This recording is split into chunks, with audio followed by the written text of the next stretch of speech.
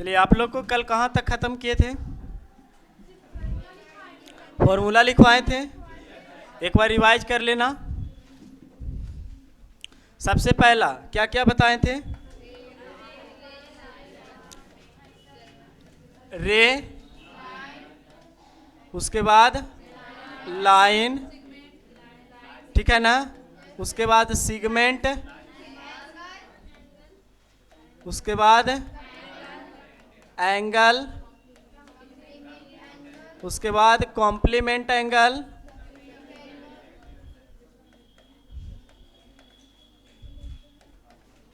उसके बाद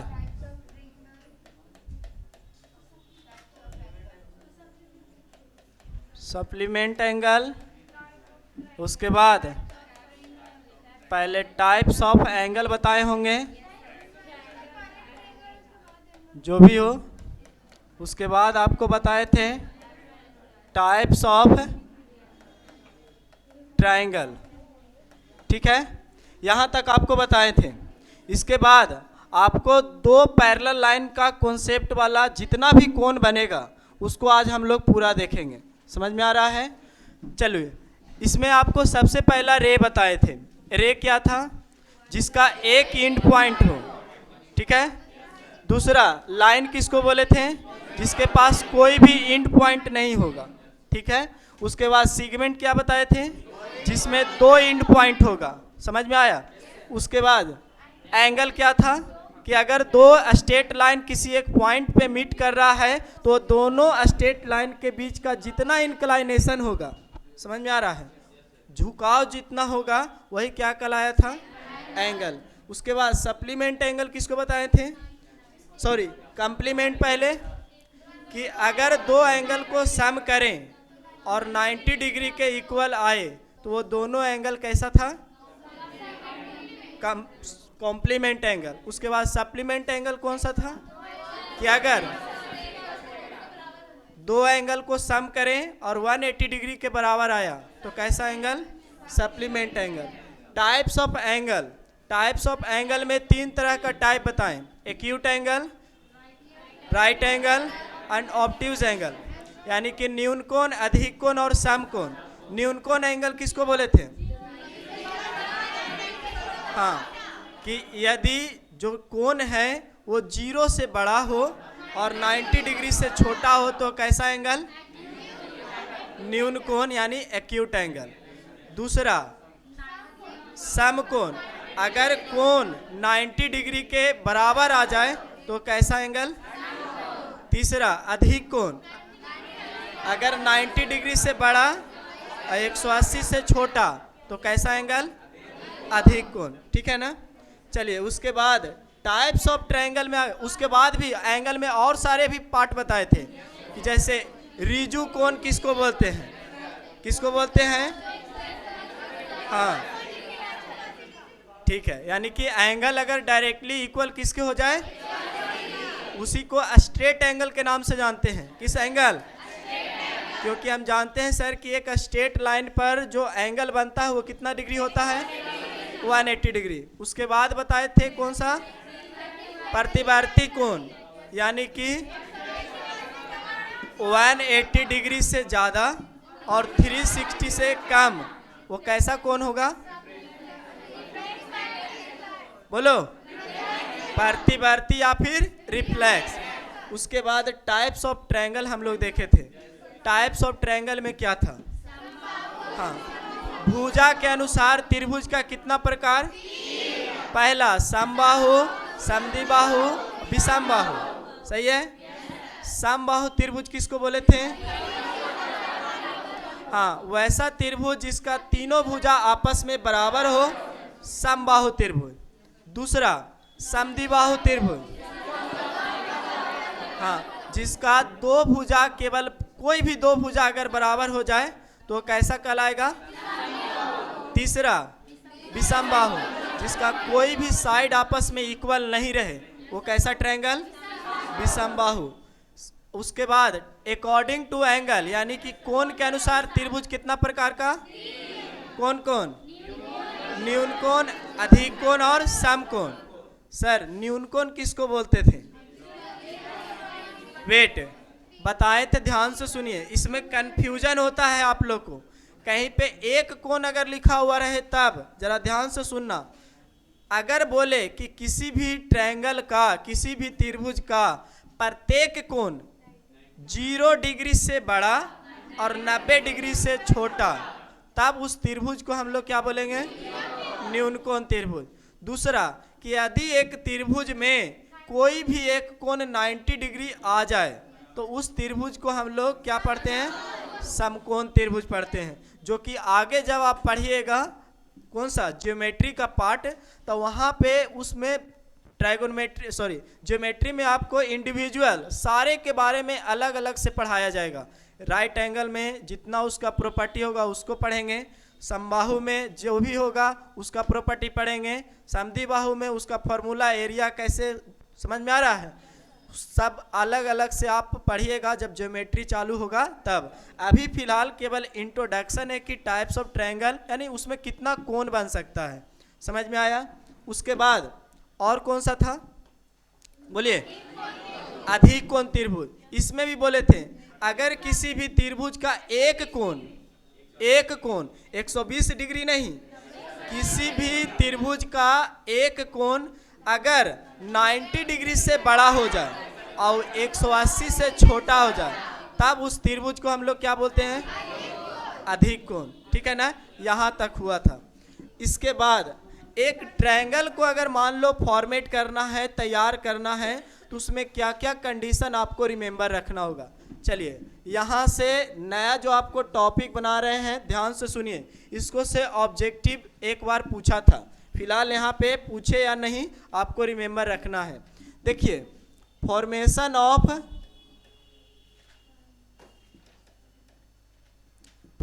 of triangle, मतलब कि एक ट्रायंगल का फॉर्मेशन कैसे हो सकता है, क्या क्या उसमें गुण हो सकता है, क्या क्या प्रॉपर्टी हो सकता है, कैसे उसका साइड होगा, समझ में आ रहा है? चलिए जैसे मान लो कि ये एक ट्रायंगल है, ठीक है, जिसका नाम लिख दो ए बी और क्या सी। आपको पता होगा कि एक ट्रायंगल में 3 साइड होता है और 3 कोण होता है, 3 वर्टिक्स भी होता है। क्या होता है? 3 साइड 3 कोण। वर्टिक्स किसको बोलते हैं? यानी कि जहाँ पे 2 पॉइंट मीट कर रहा हो, देख लो ये पॉइंट, ये पॉइंट, ये पॉइंट। याद रखना इसमें इंपॉर्टेंट चीज कि अगर सर हमको इस पॉइंट को रिप्रेजेंट, यानी इस एंगल को रिप्रेजेंट करना है, तो वहाँ पे हम कैसे लिखेंगे? तो देखो सबसे पहले सारे को यहाँ पे लिखते हैं कि ये अगर एक ट्रायंगल है तो इसमें ए बी और बी सी और ए सी, ये तीनों को हम लोग जनरली क्या बोलते हैं? साइड बोलते हैं। क्या बोलते हैं इसको? उसी तरह से ये जो है यहाँ से सिंपली आप एंगल बी बोलिए या एंगल ए बोलिए या एंगल सी, ये सारे क्या है? इसका एंगल है। ठीक है ना? उसी तरह से यहाँ पे जरूरी क्या पड़ता है? जरूरी क्या पड़ेगा आपको? ध्यान से सुनिए। जैसे इस एंगल को जब रिप्रेजेंट करना है तो इसको लिखने के तरीके अलग अलग हो सकता है। जैसे मान लो हमको इस एंगल को लिखना है, देखो गलती यहाँ पे करता है, इसलिए अभी फिलहाल बोल रहे हैं, क्योंकि जब पढ़ाएंगे तो वहाँ पे आप यही चीज़ बार बार मिस्टेक करोगे। देखो जब एंगल बी को लिखना रहता है तो आप सीधे एंगल बी भी लिख सकते हैं या फिर ऐसे लिख सकते हैं एंगल ए बी और सी। याद रखना है ये कि जिस एंगल को हमको रिप्रेजेंट करना रहेगा उसको हमेशा बीच में रखते हैं। कहाँ रखना है? सिमिलरली सर तो फिर इसका उल्टा भी हो सकता है सर, सी बी ए, सही है? यानी कि ये तीनों आपस में बराबर होगा। सिमिलरली अगर हम बात करें कि सर एंगल ए को क्या क्या लिख सकते हैं, बोलो सर। यहाँ पे बी ए सी बराबर, सही है? सिमिलरली अगर एंगल सी की अगर हम बात करें तब यहाँ से एंगल ए सी बी बराबर एंगल, सही है? ये 3 हो गया। अगर एग्जाम में देखिए क्वेश्चन कैसे पूछता है, क्वेश्चन देगा कि अगर एक ट्रायंगल ए बी सी है उसमें 3 साइड दे देगा, बोलेगा एक साइड 2 है, एक साइड 3 है और अगला एक साइड है वो 4 है। ठीक है, क्या इससे त्रिभुज बन पाना संभव है या नहीं है? समझ में आ रहा है बोले जो? या फिर आपको कहेगा कि निम्नलिखित में से किससे त्रिभुज संभव है? अब ऑप्शन 4 को देगा, एक का साइड इतना अलग अलग देगा, फिर दूसरा अलग, तीसरा अलग, चौथा अलग। देखो हम क्या समझाना चाह रहे हैं पहले वो समझिए कि एक सर अगर ट्रायंगल होता है तो उसको बनने के लिए क्या क्या रिक्वायरमेंट होना चाहिए। पहला रिक्वायरमेंट कि अगर हम कोई भी 2 साइड को जोड़ें, क्या बोलें, कोई भी 2 साइड को अगर हम जोड़ते हैं, चाहे कोई भी 2 साइड हो, तो उसका जो सम आएगा वो तीसरा से बड़ा होना चाहिए। क्या होना चाहिए? यानी कि इसको आप लैंग्वेज में क्या बोल सकते हैं कि यदि किसी त्रिभुज को 2 साइड को जोड़ते हैं तो हमेशा तीसरा से बड़ा होना चाहिए। समझ में आया? इसका मीनिंग ये हुआ कि सर अगर हम AB को जोड़ दें मान लो BC के साथ, तब जोड़ने के बाद जो दोनों बड़ा होगा किसको से? AC से। समझ में आ रहा है? अभी जस्ट प्रैक्टिस करवाएंगे इससे। दूसरा कि सर तो जरूरी है हम यही 2 को जोड़ सकते हैं? नहीं। हेलो, यहाँ के बाद अगर सर हम मान लो BC को किसके साथ जोड़ दें? बोलो, AC के साथ, तब ये भी बड़ा होगा किसको से? यानी कि AB से ये बड़ा होगा। सिमिलरली सर हम बोल सकते हैं कि अगर हम यहाँ पे किसको जोड़ें? बोलो, AC को जोड़ दो AB के साथ, ठीक है ना, तो ये भी बड़ा आएगा किसको से? BC से। यानी कि ये आपको प्रॉपर्टी याद रखना है। अगर इस कंडीशन को फॉलो करेगा, समझ में आया, तब त्रिभुज का फॉर्मेशन पॉसिबल है, अदरवाइज उस त्रिभुज नहीं बनेगा। समझ में आया? समझ में आया बोले जो? नेक्स्ट कि सर तो केवल यही एक प्रॉपर्टी होगा? नहीं, इसके अलावा भी आपको कुछ प्रॉपर्टीज मिलेगा। जैसे अगर मान लो दूसरा कि 2 किसी भी साइड को आप सब्ट्रैक्ट करते हो, यानी कि घटाते हैं, तो याद रखना अगर कोई भी ट्रायंगल में चाहे किसी तरह से वो ट्रायंगल बना हुआ है तो उसका एक प्रॉपर्टी है कि अगर 2 साइड किसी को भी आप घटा दीजिएगा तो तीसरा से ऑटोमेटिक छोटा होगा। क्या होगा? और अगर नहीं छोटा हुआ तो समझ जाना कि वो त्रिभुज नहीं बनेगा। समझ में आया? पहले लिख रहे हैं वो देखिए और उसके बाद एग्जाम्पल देके समझाते हैं, उसको भी देखिएगा। यहाँ पे अगर मान लो सर हम AB में से BC को घटाएं या BC में से AB को घटाएं, वो हमेशा जो घटाने के बाद रिजल्टेंट आएगा वो छोटा होना चाहिए किसको से? थर्ड साइड से, यानी कि AC से। समझ में आया? दूसरा प्रॉपर्टी सर अगर मान लो हम AB में से AC को घटा दिए, देखो यहाँ पे आप BC AB कोई भी लिख सकते हैं, प्लस माइनस का यहाँ टेंशन नहीं है। माइनस में भी आए तो समझ लेना कि यहाँ पे हम प्लस में ही सोच रहे हैं। समझाते हैं इसका मीनिंग क्या हो रहा है। अगर हम मान लो ये 2 साइड को घटाएं तो इसका जो रिजल्टेंट आएगा वो BC से छोटा होना चाहिए। ठीक है? सिमिलरली सर आगे इसी तरह से आप बोलो एक और कौन सा हो सकता है? BC में से अगर हम किसको घटा दें? AC को, तब ये छोटा होगा किससे? AB से। सही है यहाँ तक? और क्या ट्रायंगल में जानते हैं? सर हम जानते हैं कि अगर यहाँ पे आप एंगल A और एंगल B और एंगल C ये तीनों को अगर हम जोड़ते हैं तो कितना के बराबर आता है? कितना डिग्री के? 180 डिग्री के। चलिए एक एग्जाम्पल लेते हैं, पहले यहाँ ध्यान से देखिए। यहाँ पे जैसे मान लो आपको क्वेश्चन एक गिवन है। क्वेश्चन क्या है कि 2 है, 3 है, 5 है। ठीक है, ये क्वेश्चन पहला। और ऑप्शन है, क्वेश्चन कह रहा है कि निम्नलिखित में से किससे त्रिभुज संभव है? पहला ऑप्शन। दूसरा ऑप्शन आपके पास है 5, 7, 6। ठीक है, तीसरा ऑप्शन है 4, 3, 2। चौथा है ऑप्शन नहीं, अभी बनाने के लिए, बाद में आपको ऑप्शन दिया जाएगा। उसी तरह से 8 9 6, ठीक है। उसी तरह से पांचवा 2 9 8, ठीक है। चलिए सॉल्व करना है, बताना है कि इसमें जो दिया हुआ है किससे त्रिभुज बन सकता है, ठीक है। समझ में आ रहा बोले जो, इसमें बताना है कि किससे त्रिभुज पॉसिबल है। चलिए अब यहाँ से सोचिए क्या होना चाहिए। सबसे पहला हम प्रॉपर्टी क्या जानते हैं, जानते हैं कि अगर सर कोई भी दो साइड को जोड़ें तो तीसरा से ऑटोमेटिक बड़ा होना चाहिए, अगर नहीं बड़ा हुआ तो समझ जाएंगे कि उससे त्रिभुज नहीं बनेगा। समझ में आ रहा है ना।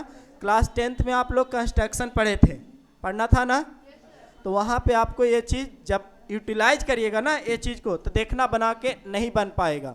चलिए सबसे पहला सर क्वेश्चन में है पहला 2 3 5, 3 गो साइड है। किसी तरह से देख लो, मान लो पहले हमने सोचा 3 और 5 को जोड़ें तो कितना आएगा, 3 5 को जोड़ने पे सर 8 है जो 2 से बड़ा है कि छोटा, बनना चाहिए सब त्रिभुज, लेकिन एक से डिसाइड नहीं होगा, तीनों को जोड़ के देखो। सर अगर हम 5 को 2 से जोड़ते हैं तो कितना आएगा, 5 से तो 3 से तो बड़ा है, अभी भी बन जाएगा। लेकिन जरा 2 को 3 से जोड़ के देखो कितना आता है, आएगा वाव कितना है, बड़ा नहीं ना आया, इक्वल आया ना। यानी कि सर हम जानते हैं कि बड़ा होना चाहिए, इक्वल नहीं, तो त्रिभुज बनेगा, यानी कि सर इससे त्रिभुज नहीं बनेगा। चलिए तो यहाँ के बाद ये हो गया आपका कि इसमें नहीं बनेगा, समझ में आया। दूसरा सर क्या हम घटाने वाला प्रॉपर्टी चेक कर सकते हैं। चलो पहले वाला को एक प्रॉपर्टी ही चेक करना, चाहे तो जोड़कर चेक कर लो या फिर घटाकर। अब मान लो आपके दिमाग में आया कि सर हम घटा के भी चेक करना चाहते हैं, चेक करो बनता है या नहीं। हम क्या जानते हैं कि कोई भी दो साइड को अगर हम घटाएं, प्लस माइनस नहीं रखना है, केवल हमेशा रिमेंबर रखना है प्लस में, माइनस को नहीं एज्यूम करना है। कोई भी दो साइड को अगर हम घटाते हैं तो तीसरा से बड़ा होना चाहिए कि छोटा होना चाहिए, छोटा होना चाहिए। समझ में आ रहा है। चलिए सोल्व करिए। अगर सर हम 5 में से 3 को घटाएं कितना आएगा, 2, तो 2 तो छोटा होना चाहिए था, अगला से बराबर आ गया, प्रॉपर्टी फॉलो किया, गलत है ना। तो पहले ही जब गलत हो जाएगा तो आगे चेक करने की भी जरूरत है, छोड़ दो उसको, खत्म। यहाँ के बाद नेक्स्ट के पास आओ। यहाँ अगर 5 में 7 जोड़ेंगे तो 12, 12 क्या 6 से बड़ा है, बनेगा ना। उसी तरह से 5 को 6 से जोड़ो, 7 से बड़ा है ना, तीसरा से बड़ा है ना, बनेगा। आगे 7 को 6 से जोड़ो, वो भी 5 से बड़ा है, त्रिभुज बनेगा सर, यानी ये त्रिभुज बनेगा, ठीक है। नेक्स्ट वन, यहाँ देखो 3 और 2 4 से बड़ा है, 4 और 3 2 से बड़ा है, 4 और 2 3 से बड़ा है, त्रिभुज बनेगा, यानी कि सर ये भी बनेगा। समझ में आया। दूसरा इसके बाद नेक्स्ट 8 और 9 17, 6 से बनेगा त्रिभुज। नेक्स्ट वन 9 और 6 15, 8 से बड़ा है, बनेगा। चलो उसके बाद एक और 8 और 6 बड़ा है 9 से, हो जाएगा, इससे भी पॉसिबल है, ठीक है ना।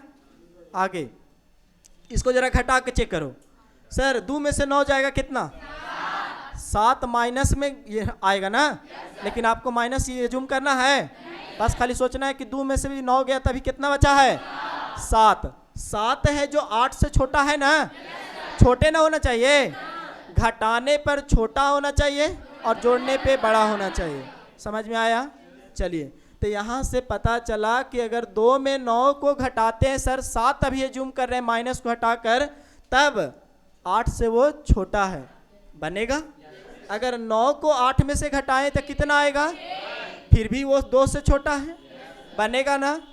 सिमिलरली सर 8 में से 2 को घटा दो, 9 से छोटा है, बनेगा ना। यानी कि सर इसका भी पॉसिबिलिटी है कि वो ट्रायंगल बन जाएगा। समझ में आया। चलिए बात करते हैं, इससे रिलेटेड एक क्वेश्चन है जो एग्जाम में आपको देखो पूछा है, हम बता रहे हैं, ध्यान से सुनिएगा। एक ट्रायंगल दिया हुआ है, ठीक है, एक ट्रायंगल है जिसका साइड है, मान लो पहले नेमिंग किया हुआ है ए बी और कितना सी, ठीक है। इसके बाद क्वेश्चन कह रहा है कि यदि इस त्रिभुज का एक साइड ए बी वो है 5 सेंटीमीटर, कितना सेंटीमीटर, और एक दूसरा साइड है वो है BC, कितना, वो है सर 9 सेंटीमीटर, ठीक है, समझ में आ रहा है यहाँ तक। तो क्वेश्चन आपसे अराइज किया है कि find the value of AC, यानी कि सर AC के बराबर कितना होगा। आप देखो, तुम यहाँ से सोच कर जरा सा सोचो पहले अच्छा से कि ना सर इसका परिमिति दिया हुआ है, परिमिति दिया हुआ रहता तो निकाल लेते ना घटाकर। परिमिति क्या होता है, तीनों साइड का सम, तो यहाँ तो भी नहीं दिया हुआ है ना सर कोई क्षेत्रफल की बात किया है। सीधा क्वेश्चन पूछ रहा है कि अगर AB बराबर 5 और BC बराबर 9 तो AC बराबर क्या हो सकता है।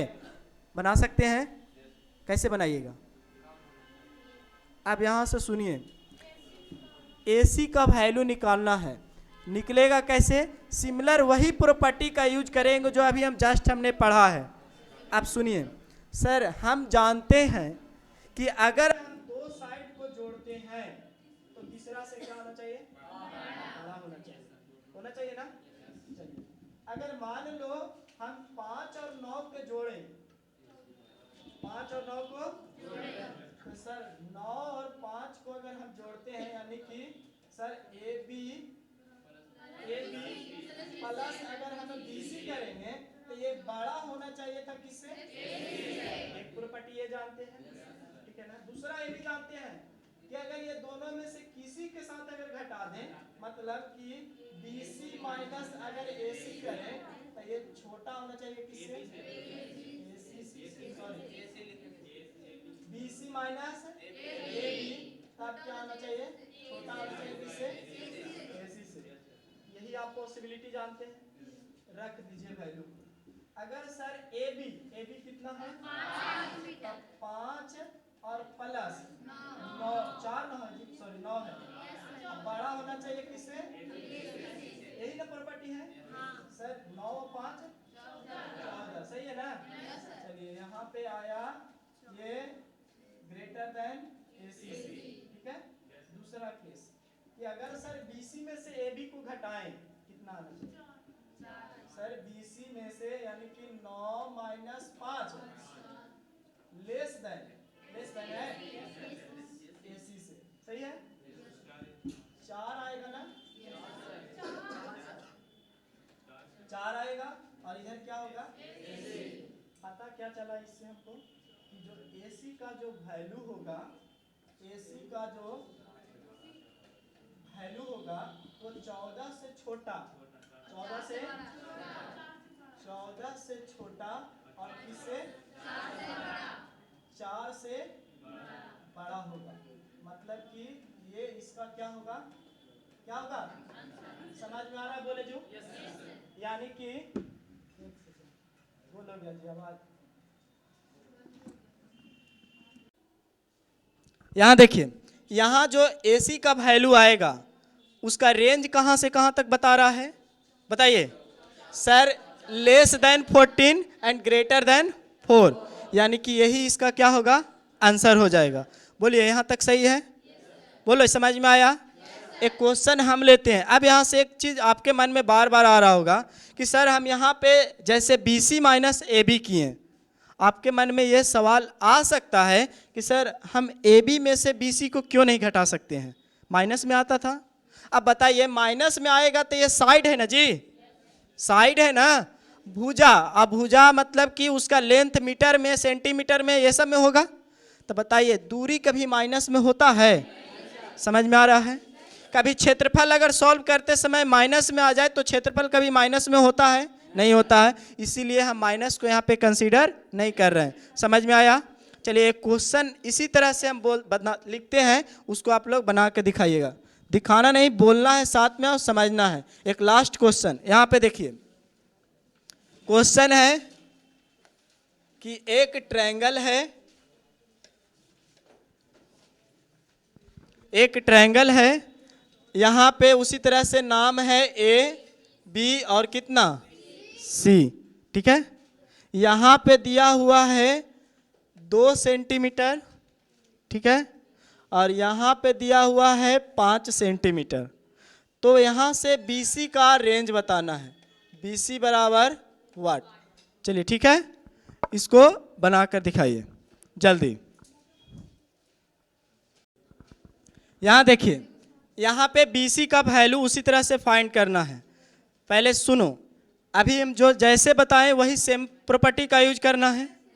अब आप देख के ही डायरेक्ट बता सकते हैं आंसर की कितना होना चाहिए। एकदम ऐसे सोच लेना, 2 साइड जो दिया हुआ है उसका सम कर दो।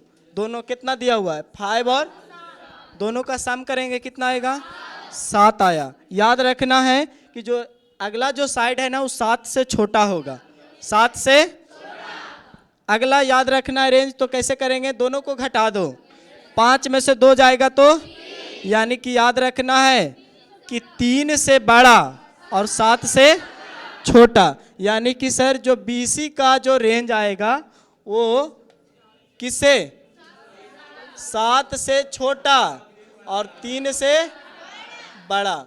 इतना सबको आया है। चलिए ये हो गया आपको ट्रायंगल से रिलेटेड। आगे जब पढ़िएगा तो इसमें एरिया सब चीज़ आ जाएगा, लेकिन फिलहाल अभी वो चीज़ नहीं पढ़ना है आपको।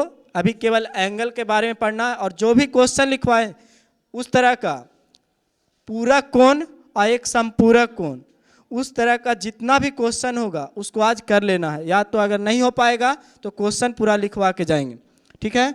चलिए पहले उसके बारे में देख लो, फॉर्मूला क्या क्या हो सकता है। इसमें आपको रिमेंबर रखना होगा, पहले भी आप पढ़ चुके हैं।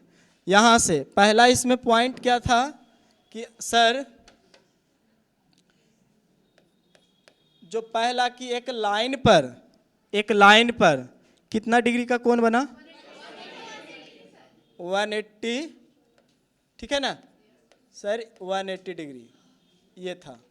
दूसरा कि अगर एक लाइन है, ठीक है, और यहाँ पे एक पॉइंट है और यहाँ से एक और इस तरह से डिवीजन किया गया है, ठीक है।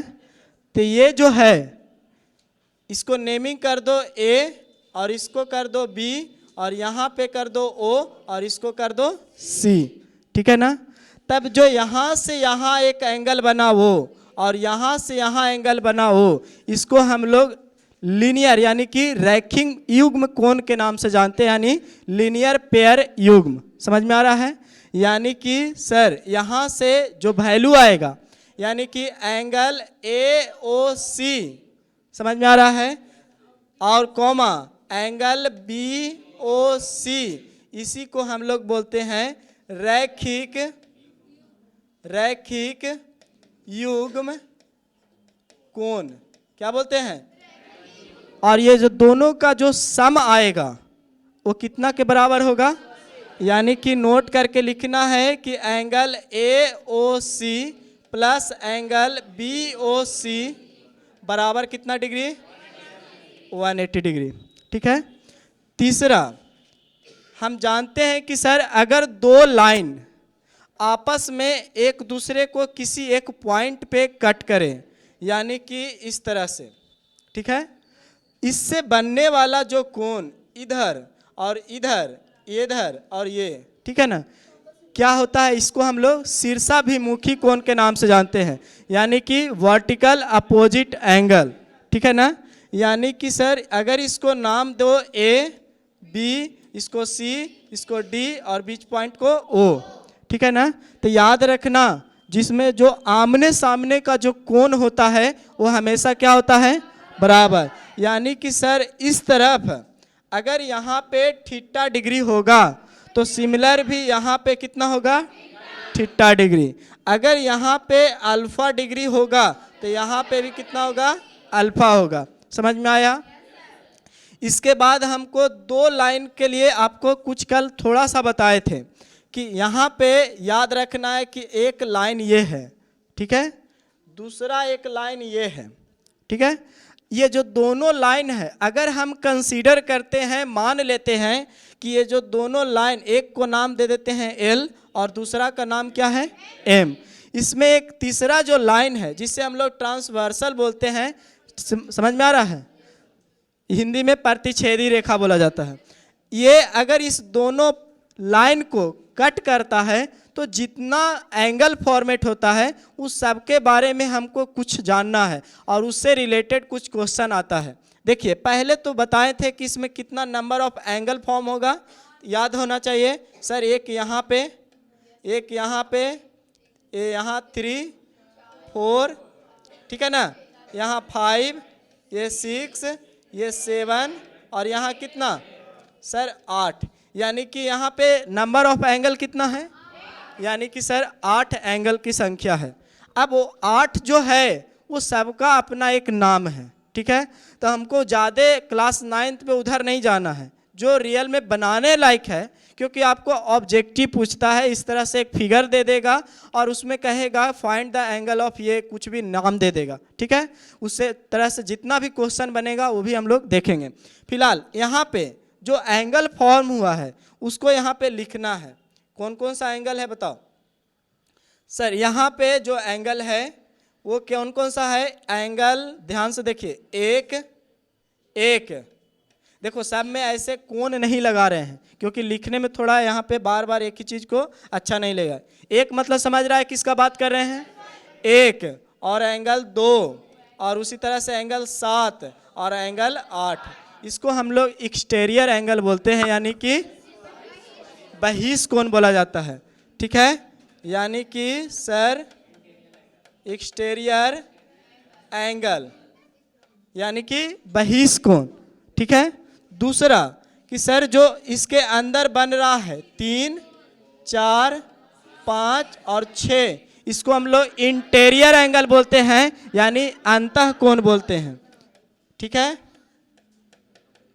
इंटीरियर एंगल, ठीक है ना। उसके बाद यहाँ पे जो प्रॉपर्टी है उसको क्या रिमेंबर रखना है, कैसे कि सर यहाँ पे जो कोण बना हुआ है ये एंगल 3 और एंगल 5, ठीक है, एंगल 3 और एंगल, उसी तरह से एंगल 4 और एंगल कितना, एंगल 6, ये इन दोनों को हम लोग बोलते हैं अल्टरनेट एंगल, एकांतर के कोण, इसको क्या बोलते हैं, यानी कि सर ये हो गया अल्टरनेट एंगल, यानी एकांतर के कोण। हिंदी में लिख दें क्योंकि आपको फिर जब भुला जाइएगा ऐसे लिखवाएंगे ही हम, जब लिखिएगा नोट करिएगा, बोलिएगा हम बोल देंगे। याद रखना इसका प्रॉपर्टी क्या है कि हम अगर एक पैरेलल लाइन 2 है इस तरह से बनाया हुआ और उसमें एक तिर्यक छेद यानी कि ट्रांसवर्सल है, वो क्या कर रहा है, कट करता है, तो एकांतर का जो कोण होता है वो आपस में क्या होगा, बराबर होगा। यानी कि सर यहाँ से हम लिख सकते हैं कि एंगल जो 3 होगा वो बराबर होगा किसके, एंगल 5 के। उसी तरह से एंगल जो 4 होगा वो बराबर होगा किसके, एंगल, ये समझ में आया, ये आपको रिमेंबर रखना है। इसके बाद यहाँ पे एंगल जो 4 है, ठीक है, और एंगल जो 5 है, 4 और 5, और उसी तरह से एंगल जो 3 है, ठीक है ना, और एंगल 6 है, इसी को बोला जाता है एक ही ओर के अंतः कोण, यानी कि interior angle on the same side, मतलब कि एक ही तरह का अंतः कोण। तो याद रखना है, इसको लिख दे हिंदी में, अटेगा नहीं इंग्लिश में, एक ही ओर का अंतः कोण, ठीक है। बताइए क्या होना चाहिए यहाँ पे, रिमेंबर रखना यहाँ से कि सर एक ही ओर का जो अंतः कोण होता है उसका योगफल 180 डिग्री होता है। कितना डिग्री, यानी कि एंगल 4 और प्लस एंगल अगर 5 करेंगे और उसी तरह से एंगल 3 और एंगल 6 को करेंगे सम, तो इसके बराबर भी 180 डिग्री और इसके बराबर भी 180 डिग्री। बोलो सही है। चलिए ये भी आपको रिमेंबर रखना है। समझ में आया? अगर ये आप सुनो, बाकी तो आगे आपको इसमें बहुत सारे संगत के कोण ये सब लिखेगा, लेकिन हमको बस क्वेश्चन बनाना है। हम क्या बोले कि क्लास 9th में आपने शुरू से पढ़ा प्रॉपर्टी, वो सब लिखाएंगे नहीं। यहाँ आपको इतना से अगर ये दो केवल याद रख लेते हैं, ठीक है, तब जितना भी है इससे रिलेटेड क्वेश्चन वो सारा यही से बन जाएगा। इसके आगे आप पढ़िए अथवा नहीं पढ़िए, बस अगर ये दो याद अगर आप रखे हुए हैं, समझ में आया बोल रहे हैं जो, तो ये आपका काम हो जाएगा। समझ में आया यहाँ तक? बोलो। ये चीज़ आप पिछले बार पढ़े थे ना? और एक अभी जो बोले कि आप उस फॉर्मूला को एक बार सुधार लीजिए। समझ में आ रहा है? क्योंकि आप सुधार लिए हैं ना, तो उसको सुधार लीजिए। वो याद है क्या क्या था? बोलिए, एक बार रिकैप करिए उसको। सबसे पहला कि अगर एक बहुभुज हो तो उसका अंतःकोण का योगफल बराबर क्या फॉर्मूला था? n-2 into 180 degree. ठीक है।